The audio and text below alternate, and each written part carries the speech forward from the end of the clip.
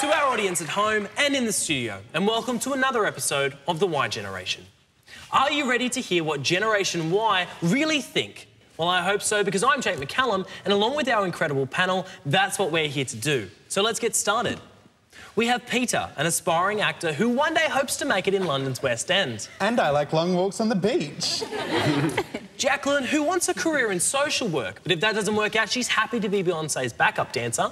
I feel like his name should have put a ring on it. Paul, whose ambition lies in politics, but interestingly enough, he's never voted himself.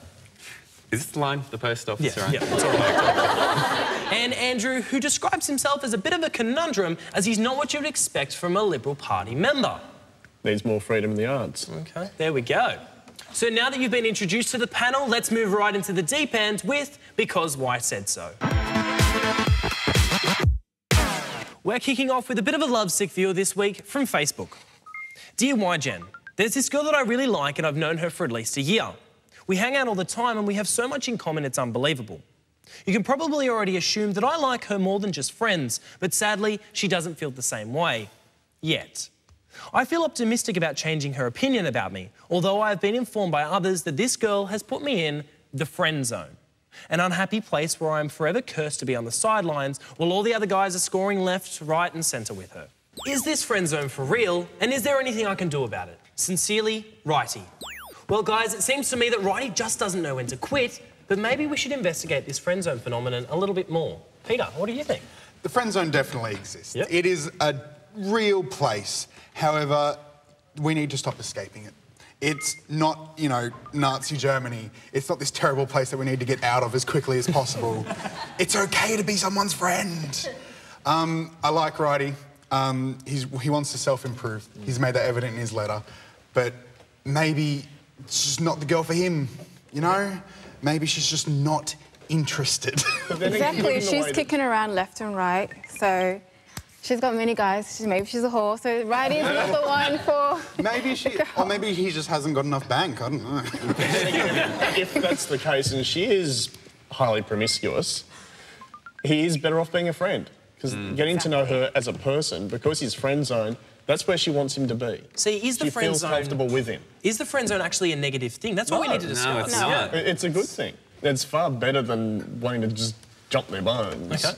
Because you actually get to know them as a person. Exactly, yeah. And that may change their mind over time. We're not a bunch of rabbits here. I mean, we're not going to keep on doing everybody. We need to have a certain distinguishment that this person is a friend and that is how they will remain. I mean, what's wrong with having friends? We need to have standards, I think is what we're saying here. Yeah. But see, with that, we're constantly portrayed, you know, this ideology, this belief that, you know, the friend zone exists. We see it in media all the time.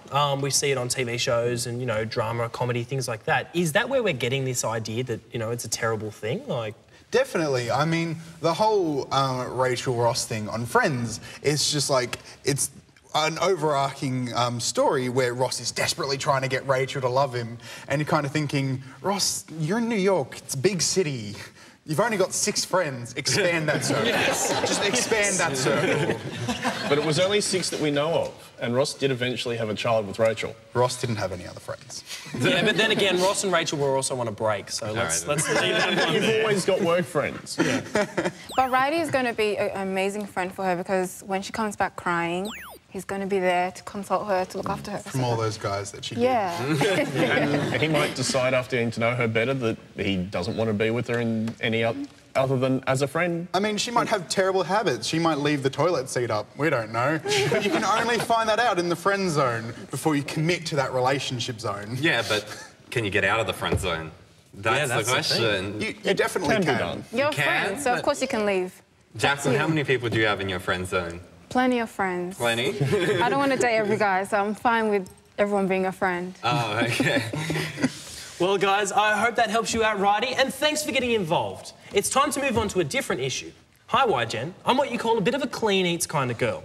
I always eat organic foods whenever I can, and I'm an absolute sucker for vegan chocolate brownies. Lately, I've been hearing a lot about this term genetically modified organisms, or GMOs, and it's in a lot of foods I wasn't even aware of. Apparently, a lot of our food, especially corn, have traces of GMOs, and the government isn't even required to label this product. Is this some kind of Frankenfood disaster? I don't know whether I'm being a little paranoid or if this is something to worry about. What do you guys think? Sincerely, Fit and Fab. I'm all for playing God. I mean, like, genetically modified food is the future. I mean, we had this exact same discussion when it came to cars, and we had this exact same discussion when it came to the internet. Is this okay? Is this going to ruin society? No, it's not. It's not going to ruin everything. It's going to improve quality of life worldwide. And it also means that you're going to be able to grow certain foods in certain regions where they would not have been able to grow. It means more drought-resistant crops. So the food shortage that we are actually heading towards can actually be dealt with. Fruits and vegetables have been getting genetically modified for centuries. Gregor Mendel's first experiments in genetics, well, he's actually classed as the father of genetics, was all with peas. Yeah. And that was to be able to create strains that were better producers. But weren't carrots originally? They were originally purple, I'm pretty sure. Okay, that's interesting. Originally they were purple, but then they, I think it was the king, one of the kings of England, or one of the French kings, they wanted them to be orange. Okay. So if that's how we're going to change things, I mean, now they're orange and we're just used to it. Okay. We wouldn't see it as purple. Yeah, but, you know, we didn't have technology back then to kind of, you know, look at these kind of things and... But we didn't also have the standards like we have now. Because they would have used, I don't know, what types of poisons they would have used to do that. That would have just been through crossbreeding. Yeah. And cross-matching. Okay. If you get rid of genetically modified organisms, like, then you're killing a lot of people. I mean, genetically modified organisms isn't just food. They also do it to bacteria, which develops insulin, which saves people with diabetes lives. Okay. And genetically modified stuff is just so incredibly helpful. Okay, sure, but is this, like, you know, an issue that we're going to be looking at in 20 years' time? You know, we've got all of these superfoods and, you know, these Frankenfood disasters. Are they going to be causing... I think it's going to be an issue because... Yeah. Like, you might want to play God, but then I think God himself, the one that created all the food, isn't going to let everyone else, you know, run out. He's not going to be like, OK, there's no more corn, so no one can eat. Of course, there's going to be food regardless of GMOs or whatever. It's always going to be there. But then all this GMO and, like, you know, macas and all these, it's all just fatty food, and then it's going to kill everyone anyway. Actually... Let's think about someone else other than ourselves here. Let's think about the farmers. How will the farmers adapt if these plants are now being made in science labs? Mm-hmm. I mean, Australia has a large farming industry. What's going to happen to them? I mean, they'll have to adapt too, and they'll have to change how they produce the things, how the food is cost. Yeah, that's a good point. Well, the food will still be grown the same way. The farmers won't change their growing practices. It's just the seed that they're sourcing and where they're actually getting that from, how much they're paying for the seed to be able to grow the new crops. Yeah. After the break, we'll be back with To Be or Not To Be, so stay with us.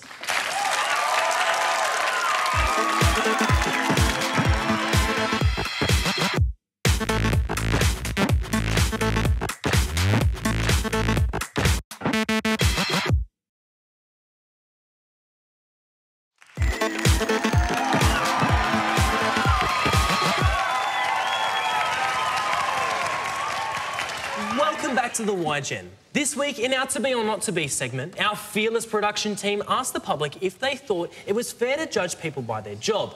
Let's see what reactions our team got.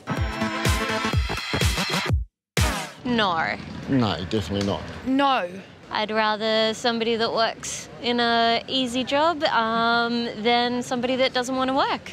I do judge bureaucrats by the job that they're actually in. No. Not in a judgment way that someone's better than someone else. If they're passionate about their job, judge them all the way because they're doing it based on passion. If they're just doing it to make money... Every job needs someone, and every job has to have someone to be able to do. I know a few people who are geniuses, in my opinion, but yet they choose to do something completely different just because it makes them happy. So I don't think it's fair to judge someone based on their job. No, it's not fair. No, it's not fair. Everyone's got their role to play and everyone's important in whatever they do. If someone's doing a job, they have to. I don't think they should be looked at differently. I think any job is a good job as long as you're working and actually doing something with your life. Everyone should be respected equally. Well, guys, some mixed opinions there. But then again, I wonder why these people weren't at work on a Tuesday afternoon. Peter, how do you feel? Let us not judge people on the job they have, but rather on how they do the job. Okay. Because, like, ultimately, you go for the job that best suits your lifestyle. Like, but if you're just cruising through that job, doing do the we bare really minimum... go for the best job? Because I think people settle here for jobs. Are we just going for anything that's available, Bart? I think that's becoming increasingly prevalent because we are just settling for these things because we're worried that something else might come always get the job that you want to do. There can be lots of jobs out there in the sector that you want to work in, but you're either not qualified or you're too old or you're too young. Don't have enough experience. Or you don't have experience, your availabilities don't line up, and they don't want to take you on.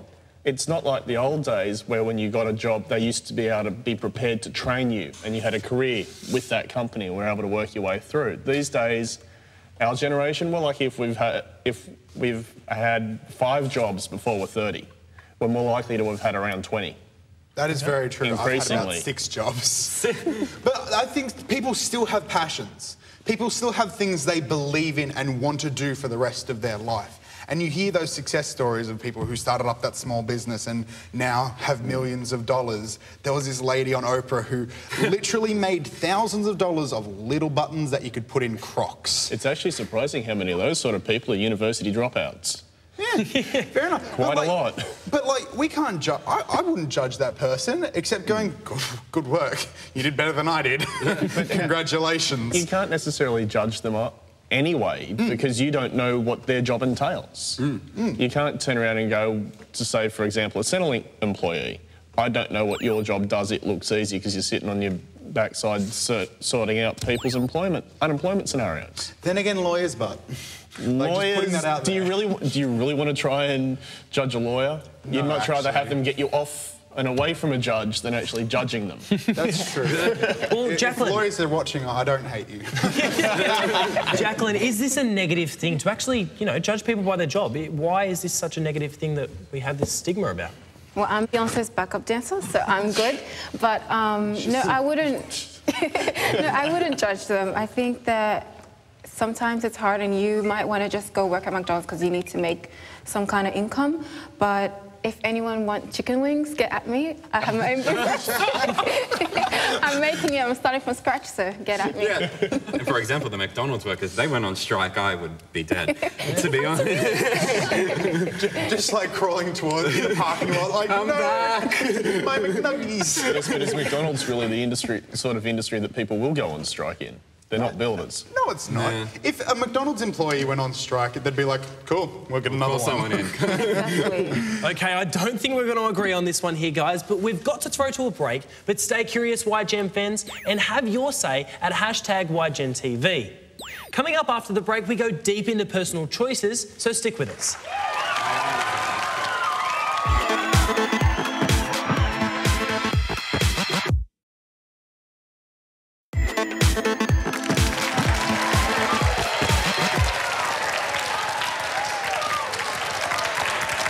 Welcome back. Our next topic is certain to put some hairs on end as our panellists begin to trim away at this discussion, which could end up being a close shave for someone in our panellists. Yes, that's right, YGeners. Let's get awkward. We're here to talk about body hair. I'm sure some of our panellists can relate to this more than others, especially through the winter months. But what is everyone's opinion on the matter? Is the Ryan Gosling wax board truly the way to go when it comes to body hair? Or is the full-blown Chewbacca just as sexy? Let's see who among our panellists has the chest hairs to answer this dilemma. Why do people have a problem with body hair? Jacqueline, how do you feel? I have a problem with body hair. Sorry. Might as well leave. Just might as well leave. Because, okay, how are we going to expect people like Daniel Craig, Tyson Beckford, Pharrell Williams with body hair? Like, I can't look at them anymore. Did you say Pharrell Williams? Yes. Why? It's Pharrell. He's my guy. What's my guy? Look, any guy that says he has an issue with body hair, it's just jealousy. He can't grow this majestic mane. I'm struggling to grow this. This is Look, it's a this good is effort. it. No, yeah. it's a good effort. It's there. But I like when ladies, like, I'll be an honorary lady since this is a bit of a sausage fest. Sure. I'll be Jacqueline, honorary lady. Yeah, but the whole thing where ladies have to shave is a bit bogus. How's that bogus? Well, okay, so ladies weren't expected to shave until, I think it was mid-20th century. A shaving company decided that they could sell more razors by telling ladies they needed to shave, and it just kind of caught on. Okay. Like, it was not an expected thing throughout history. It's just us recently that have done this. Well, Andrew, hair used to keep us warm, now it's just a cosmetic thing. What do we feel? No, anyone that thinks not being bearded is stupid themselves. We weren't meant to... What are you trying to say? Well, put it this way. Hold on. Hold on. As we got older, we grow facial hair for a reason. Yes, it needs to be kept neat and tidy and look effective, but there is no reason to turn around in your 20s and want to look like you're 12 again.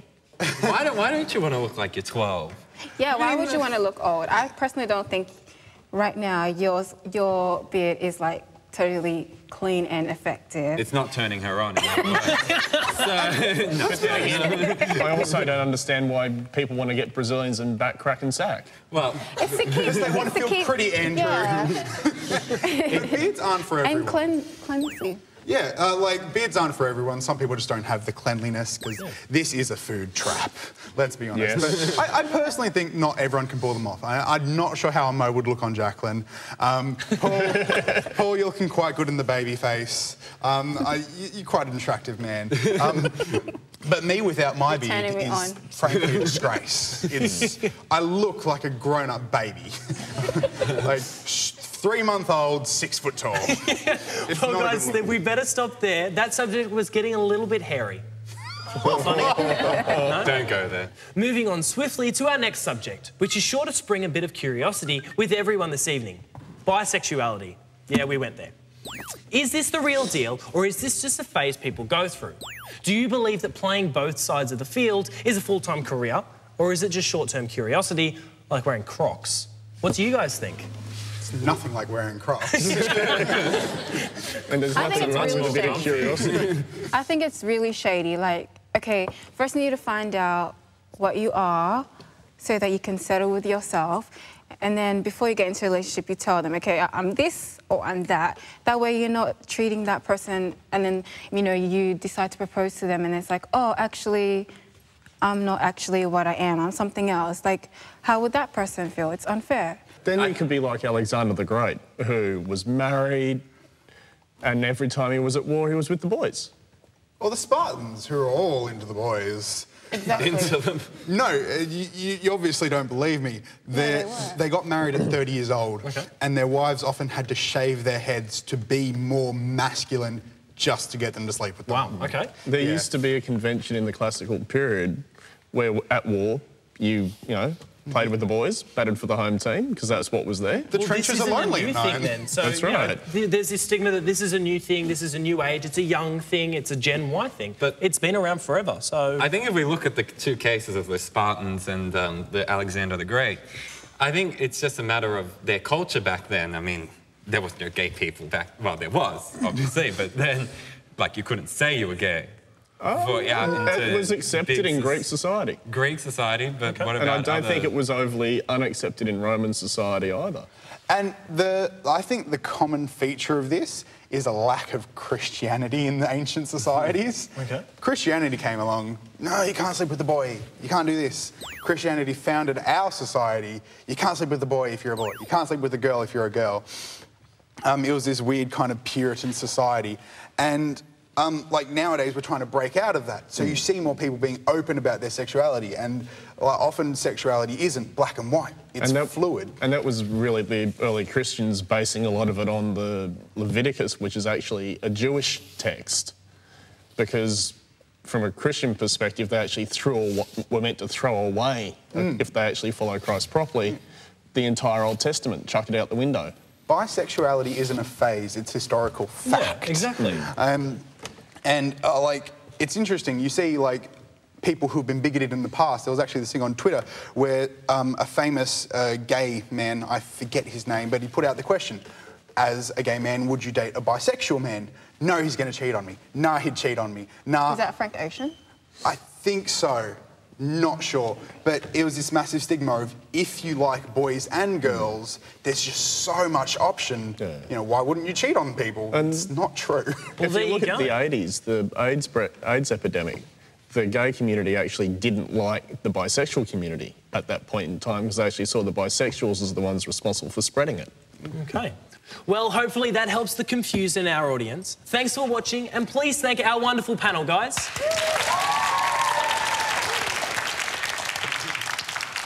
And we're leaving you with another hilarious skit that made us all laugh. And join us next week on The Y Generation.